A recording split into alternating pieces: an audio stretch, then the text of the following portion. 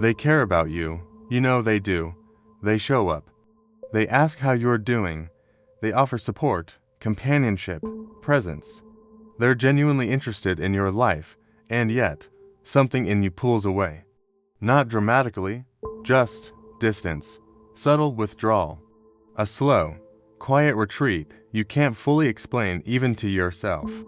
You stop responding as quickly. You decline invitations with reasonable excuses. You keep conversations surface level when they try to go deeper. You create space between yourself and the person trying to get closer. And the worst part, you don't even know why. Because logically, you want connection. You felt the loneliness of not having it, and you know how valuable it is when someone genuinely sees you. But when someone actually offers that, when they show consistent care, reliable presence, genuine interest, something inside you recoils. It's not that you don't like them. If anything, they're doing everything right. They're being exactly the kind of person you said you wanted in your life. And that's precisely the problem. Because somewhere deep inside, there's a part of you that doesn't trust it, that doesn't believe you deserve it. That's waiting for the inevitable moment when they see who you really are and leave. So, you leave first, not explicitly. You just create enough distance that when they eventually go and you recertain they will, it won't and hurt as much. You're protecting yourself from disappointment, abandonment, the vulnerability of letting someone matter enough that losing them would break something in you. But in protecting yourself from potential pain, you're guaranteeing a different kind of suffering. The loneliness of pushing away the very connection you crave, and they do stay. For a while, they keep reaching out despite your distance. They're patient with your walls, which only makes it worse, because their persistence triggers something unbearable. This feeling that you don't deserve this patience, that eventually they'll realize you're not worth the effort. So, you push harder, you make it easier for them to leave. And then, inevitably, they do create distance, not because they don't care, but because they're tired of being pushed away. And when they pull back, you feel it, that sharp pain of confirmation. I knew they'd leave eventually, except they didn't leave. You push them away, and somewhere inside, you know this. But acknowledging it means confronting something far more terrifying than their absence. It means confronting why you can't let people stay. This didn't begin with them. This pattern is older than any current relationship in your life. It started when you learned that caring comes with conditions. That love is something you earn through performance, not something you receive simply for existing. Maybe it was a parent whose affection felt unpredictable, present one moment, withdrawn the next, and you never quite understood what determined which version you'd get. So, you learned to read moods, to adjust yourself, to be the version of you that might keep them present.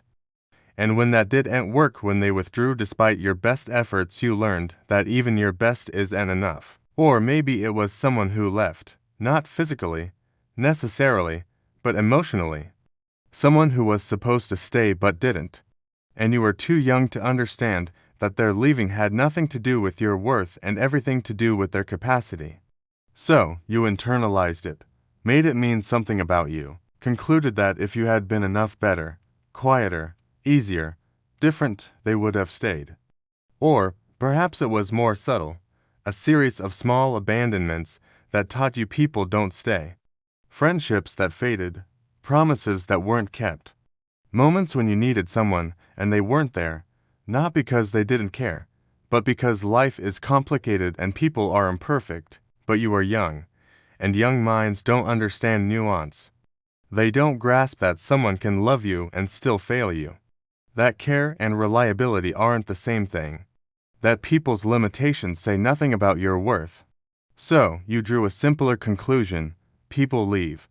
And if people leave, the solution is to not need them.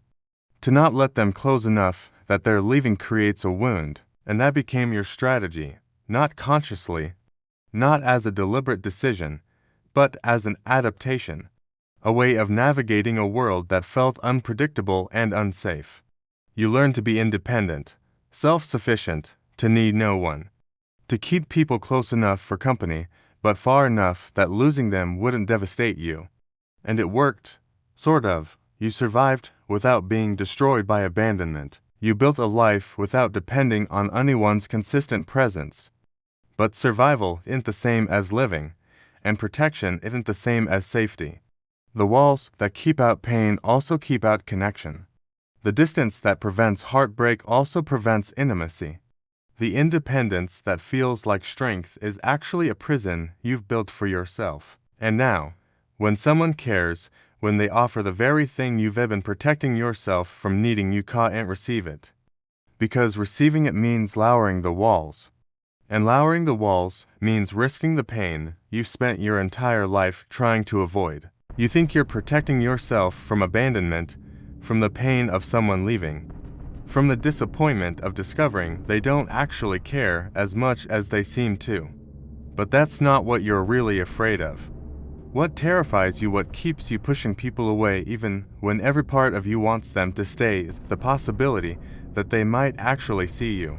The real you, not the curated version you present. Not the persona you've constructed, but the messy, complicated, imperfect reality of who you are. And you're certain that if they see that, they'll leave. Not because you've tested this theory with honesty and vulnerability, but because you believe, at a level deeper than rational thought, that the real you isn't enough, that you're fundamentally unworthy of the consistent care you're being offered. So when someone gets too close, when they start to see beyond the surface, when they ask questions that would require real answers, you retreat. You create distance. You become unavailable, unreachable, protected. Because distance feels safer than the risk of being fully seen and rejected. Loneliness feels more manageable than the terror of letting someone in and discovering you were right, that you were not worth staying for. This is the paradox you're trapped in. You desperately want someone to see you and stay. But you're convinced that being seen will guarantee they leave. So, you settle for being partially seen by people you keep partially distant, never risking full rejection because you never risk full exposure. And in doing this, you create the exact outcome you fear. People can't stay close to someone they're not allowed to know. They can't maintain care for someone who won't let them in. They can't love what you won't let them see, so they leave. Not because you weren't enough, but because you wouldn't let them discover that you were. Not because they didn't care, but because caring for someone who won't receive it is exhausting. And each time this happens, it confirms what you already believed. That people leave, that you're not worth staying for, that your instinct to protect yourself was correct, except it wasn't. The pattern repeating isn't proof that you're unlovable. It's proof that you're preventing yourself from being loved. There's a difference between someone leaving because they see you and decide you're not enough, and someone leaving because you won't let them see you at all. One is rejection. The other is self-protection that looks like rejection, but is actually self-abandonment. You're abandoning yourself by deciding in advance that you're not worthy of being fully known, by making that decision for other people before they have a chance to make it themselves, by pushing away anyone who gets close enough to challenge the story you tell yourself about your own unworthiness. And the cruelest part, the people you push away often do care. They're not performing. They're not going to leave the moment things get real. They're actually offering the genuine connection you crave, but you can't see that. Because you're too busy protecting yourself from a pain that hasn't happened yet. To focus on preventing future abandonment, to notice present devotion. To convinced of your unworthiness to recognize when someone sees worth in you. So, you keep pushing, and they keep leaving. And the cycle continues, not because you're unlovable, but because you won't let yourself be loved. Self-protection has a price, and you're paying it. Every time you pull away from someone who cares, you're not just protecting yourself from potential pain. You're denying yourself actual connection, actual intimacy, actual moments of being known and cared for anyway. You're trading the possibility of hurt for the guarantee of loneliness. And somehow, you've convinced yourself this is the safer choice. But loneliness isn't safe, it's corrosive. It eats away at your sense of self, your capacity for trust, your belief that connection is possible. It confirms every fear you have about being unworthy of love, because you re-surrounded by the absence of it and absence you created. And the worst part is, you can't even fully feel the loneliness, because feeling it would mean acknowledging what you're doing, admitting that you're the one creating this distance, recognizing that the isolation you experience is inevitable, it's chosen. So, instead, you rationalize, you tell yourself you're independent, that you don't need people the way others do, that being alone is a preference, not a defense mechanism. You tell yourself the people you pushed away weren't really that important anyway, that their care was probably conditional, that they would have left eventually, so it's better that you created distance first. You construct elaborate justifications for why connection ain't worth the risk, why being alone is actually strength, why self-sufficiency is superior to interdependence. But late at night, when you can't distract yourself, you feel it? That hollow ache, that awareness of what you're missing, that quiet recognition that you're alone, not because no one cares, but because you won't let anyone close enough to show you they do. And in those moments, you face a choice. You can continue the pattern, continue pushing away, continue protecting, continue telling yourself this is safer. Or you can start questioning whether safety at the cost of connection is actually safety at all. Because here's what self-protection is really costing you: the opportunity to discover you were wrong. To find out that being fully seen doesn't guarantee abandonment. To learn that vulnerability doesn't always lead to pain. To experience that some people actually do stay, even when they see your mess, your fear, your humanity.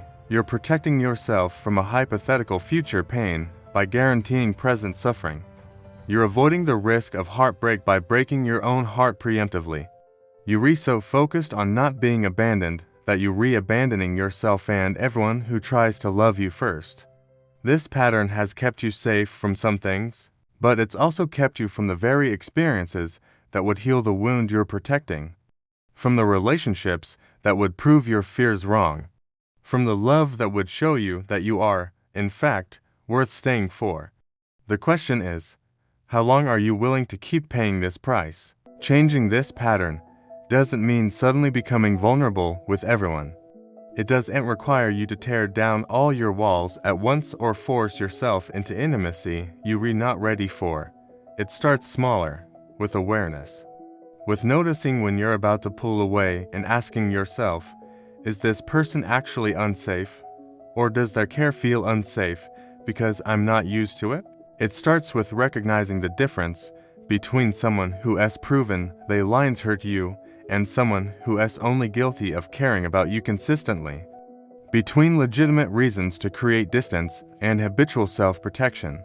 It means catching yourself in the moment when you're about to decline an invitation, ignore a message, deflect a genuine question, and pausing, just for a moment, to consider what you're really protecting yourself from. And sometimes, just sometimes, choosing differently. Accepting the invitation even though it feels vulnerable. Responding honestly even though it feels exposing. Staying in the conversation even though every instinct tells you to retreat. Not because it's easy. It won't be. Your nervous system will scream that you're in danger. Your mind will produce 1,000 reasons why pulling away is safer. Every defense mechanism you've built will activate to protect you from this terrifying experience of letting someone matter. But maybe, just maybe, you do it anyway. You let them see you. You let them care. You let them stay close even though it feels unbearable. And here's what you might discover. Sometimes, they stay. Not because you performed perfectly, not because you hid your flaws, not because you earned it, but simply because they care. Because connection isn't as fragile as you believed. Because you are, in fact, worth the effort of knowing. You might learn that vulnerability doesn't always end in abandonment. That being seen doesn't guarantee rejection. That some people's care is genuine, consistent, unconditional. You might find that the pain you've been avoiding, the risk of letting someone in, is actually less painful than the loneliness of keeping everyone out. This doesn't mean everyone will stay. Some people will leave, and it will hurt, and that's part of being human. But you'll discover something crucial. You can survive that hurt. You can experience loss without being destroyed by it. You can open yourself to connection even knowing it might end. And in learning that, you free yourself from the prison of self-protection, from the pattern of pushing away anyone who gets close, from the belief that you have to be alone to be safe. You learn that safety isn't the absence of risk. It's the presence of people who make the risk worthwhile. And maybe, slowly, you let someone be that person. You let them see you really see you and stay. Not despite who you are, but because of it. You let yourself be loved, not earned, not performed for, just loved, and you realize, this is what you've been afraid of. And this is what you've been missing. This is what it feels like to finally let someone stay.